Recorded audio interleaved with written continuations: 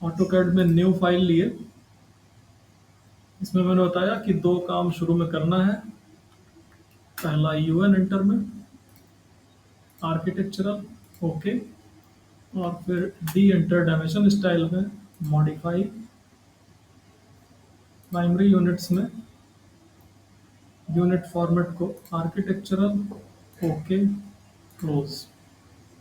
अब ड्राइंग की डायमेंशन देखें बाहर वाले की, तो जो लेफ्ट साइड में जो डायमेंशन दिख रही है 58 feet, 15 feet 6 inch, 26 feet 9 inch, 56 feet, अगर इनको ध्यान दें तो ये विजिबली दिख रहा है कि 90 डिग्री पे बने हुए हैं। तो इन लोग को हम लोग ऑर्थो मोड पे पहले बना लेंगे। एल एंटर किया, पहली लाइन कहीं से भी शुरू कर ली, नीचे ऑर्थो मोड ऑन किया, इसके लिए शॉर्टकट F8 भी ले सकते हैं। नीचे की तरफ माउस से डायरेक्शन देके 58 फीट एंटर कर दिया। ये लाइन अभी नीचे काफ़ी ज़्यादा चली गई है, रिवर्स में आके 56 फीट दिखा रहा है। तो मैं स्केप से कीबोर्ड पे स्केप बटन दबा के कमांड से बाहर आया। अब रोलर घुमा रहे हैं और छोटा करते जा रहे हैं, और देखें ड्राइंग में काफ़ी नीचे तक की लाइन बन गई थी, बड़ी थी। अगली डायमेंशन है 15 फीट 6 इंच। मैंने फिर से लाइन कमांड लिया, इस पॉइंट से शुरू करके 15 फीट 6 एंटर कर दिया। अब माउस से नीचे की तरफ डायरेक्शन लिए 26 फीट 9 इंच, नीचे की तरफ 26 फीट 9 एंटर। माउस से डायरेक्शन फिर बदले, पहले प्रोजेक्ट की तरह हो रहा है अभी, पहले बेसिक्स एक्सरसाइज की तरह। 56 फीट बनाना था, माउस से डायरेक्शन, कीबोर्ड से वैल्यू 56 फीट एंटर। स्केप से कमांड से बाहर आ गए। इसको आपकी सुविधा के लिए हम थोड़ा सा ओरिजिन से मूव कर दे रहे हैं ताकि ये डिस्टर्ब ना करे एक्स वाई का सिंबल। ये देखेंगे ये भी 1 2 3 4 लाइनें बनी। अभी मैंने 1 2 3 4 लाइनें बनाई हैं। पूरी बाउंड्री कवर करने के लिए 2 लाइनें और बची हुई हैं, और उन पे कुछ और एंगल है। वो 90 डिग्री पे नहीं दिख रहे हैं, साफ साफ दिख रहा है कि कोई और एंगल है। जो कि 2 ही अननोन लाइनें बची हैं, तो इसमें अगर हम केवल लेंथ देख लें 99 फीट 8 इंच और 63 फीट, तो हमें ये 2 कॉर्नर पॉइंट मिल ही चुके हैं। बस यहाँ से एक चाप हम काट लें, सर्कुलर आर्क 99 फीट 8 इंच का, और यहाँ नीचे से एक सर्कुलर आर्क काट लें 63 फीट का। इसके लिए सर्किल लिया, सेंटर दिया, 99 फीट 8 एंटर, रेडियस दिया, रिपीट कमांड, इस बार सेंटर यहाँ दिए, रेडियस मांग रहा है 67 फीट था शायद, 63 फीट, 63 फीट एंटर किया। यहाँ पे इंटरसेक्शन आया, ये 2 जगह आ रहा है, यहाँ तो होगा नहीं, यहाँ पे आया, लाइन कमांड, क्लिक, यहाँ इंटरसेक्शन पॉइंट देखें, दिखा देगा बहुत क्लियरली, क्लिक क्लिक।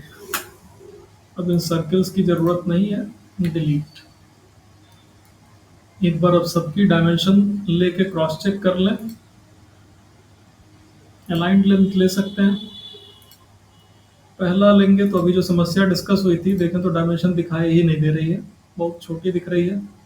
इवन हमको सेलेक्ट करके जाना पड़ रहा है, ये दिखाया 58 फीट, बहुत छोटा आ रहा है। जाहिर सी बात है इसका स्केल फैक्टर बहुत ज़्यादा आएगा। डी एंटर, मॉडिफाई, इस बार स्केलिंग चेंज करने के लिए फिट में आ गए, और यहाँ पे इकट्ठे पहले 100 करके देख ले रहे हैं। ठीक आया तो ठीक, नहीं तो और बढ़ाया जाएगा। 100 पे ठीक ठाक आने लगा है। फिर से अलाइन डायमेंशन लिए, अगली लाइन मेजर कर ली 15 फीट 6 इंच। ये काम जरूर कर लीजिएगा, जब भी आप लोग फ्रेशर के तौर पे कोई ड्राइंग बनाते हैं तो अपनी ड्राइंग में गलती जरूर ढूंढते रहिए।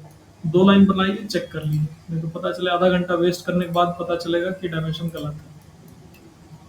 अब रिपीट कमांड करते जा रहे हैं और फटाफट डायमेंशन क्वेरी कर रहे हैं, कहीं गलती लगे तो बताइएगा। गुरु जी भी सही ही बनाए, कोई ज़रूरी नहीं है। तो अगर हमसे भी गलती हो रही हो तो ज़रूर बताएं।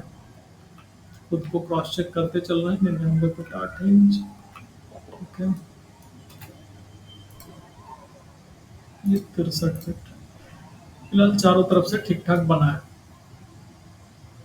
अब ड्राइंग में ध्यान देंगे तो इसमें ऊपर वाली लाइन को रेफरेंस लाइन लिया गया है और उसको हॉरिजॉन्टल कर दिया गया है। बाकी लाइनों को चाहे वो जिस एंगल पे गए हैं जाने दिया गया है। इसके लिए हम लोग को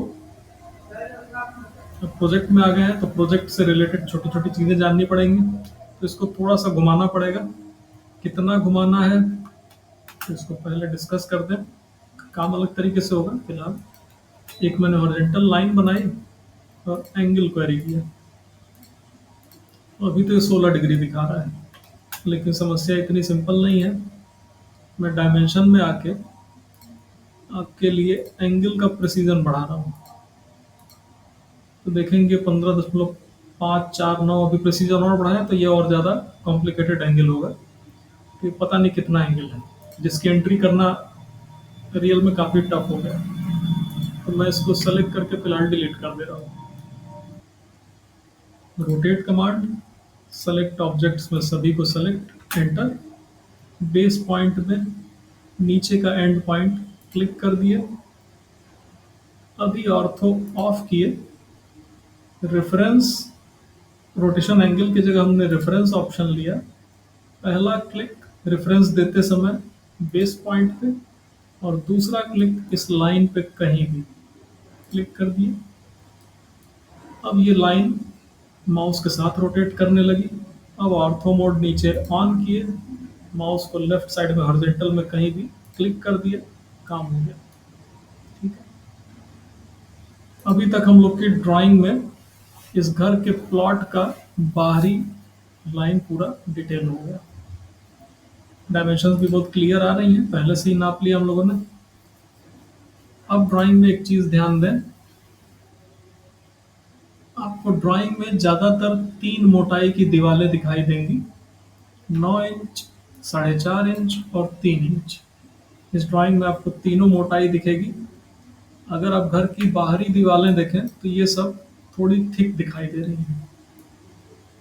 एक कॉमन प्रैक्टिस है कि जो मोटी दीवार दिखाई दे वो 9 इंच की, जो पतली दिखाई दे वो 4.5 इंच की, और जो बहुत पतली दिखाई दे, यहाँ देखेंगे बाउंड्री के पास एक छोटा सा टेम्पल बना हुआ है, मंदिर 4 फीट बाई 4 फीट का, मतलब एक टेबल की साइज का मंदिर बना हुआ है। इसकी लाइनें देखेंगे वो और पतली है, मतलब गैपिंग। ये 3 इंच का है। इसको एक्चुअली ड्राइंग में, सिविल की ड्राइंग में स्पेसिफाई नहीं करते हैं लोग, क्योंकि इतना मान के चलते हैं कि ये आपकी प्रैक्टिस में है। अभी आप लोग केवल 2 ही प्रोजेक्ट करेंगे, उतने ही में आप लोग को क्लियर हो जाएगा कि देख के पता चलेगा कि कौन सी लाइन, कौन सी दीवार 9 इंच की है, कौन सी 4.5 इंच की, कौन सी 3 की। तो ये लगभग आप लोग को एक हफ्ते में ठीक ठाक क्लियर होने लगेगा।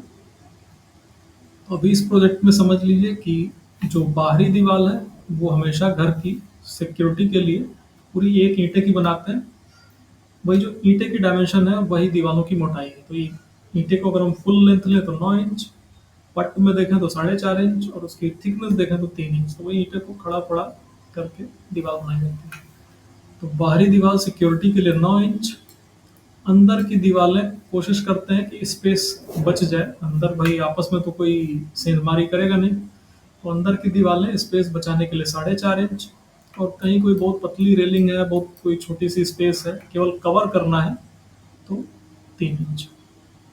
फिलहाल जो हम लोग की बाउंड्री दिख रही है, अब वो अगर आप अंदाजा देखें तो ये 4.5 इंच की दिख रही है। 9 इंच से पतली है और यहाँ टेम्पल वाले से थोड़ी मोटी है। देखा तो टेम्पल की गैपिंग से बड़ी दिख रही है। इतना बताने का मेरा मतलब ये था कि जो ऑफसेट होगा वो 4.5 इंच का होगा। तो अगर हम ओ एंटर से ऑफसेट करें, कमांड में मांग रहा है स्पेसिफाई ऑफसेट डिस्टेंस, मैंने कहा 4.5 एंटर। कमांड में ऑप्शन आ रहा है सेलेक्ट ऑब्जेक्ट टू ऑफसेट, मैंने एक लाइन सेलेक्ट की। अब देखें तो ये नीचे कह रहा है स्पेसिफाई पॉइंट ऑन साइड। हम जिस साइड में क्लिक करेंगे उस साइड में ये ऑफसेट बना देगा। अगर मैं नीचे ले रहा हूँ, ये कह रहा है नीचे, ऊपर बना रहा है, माउस कर रहा है तो ऊपर। हमें अंदर की तरफ बनाना है तो नीचे क्लिक कर दिया। फिर से कह रहा है सेलेक्ट ऑब्जेक्ट, इस बार इस ऑब्जेक्ट को सेलेक्ट किया। अब अगल बगल जिस साइड में क्लिक करेंगे उधर बना देगा, दाहिनी तरफ करेंगे दाहिनी तरफ बना देगा, बाईं तरफ करें बाईं तरफ बनाएगा। हमें बाउंड्री अंदर बनानी है, ये नाली चढ़ा के तो बनाएंगे नहीं, तो बाईं तरफ क्लिक कर दिए।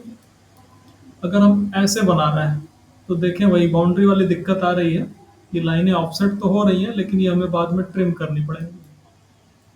तो इसलिए हम ऐसे नहीं बना रहे हैं, और आज जो कमांड स्पेशली सीखे हैं बी ओ एंटर, उसका यूज़ कर रहे हैं।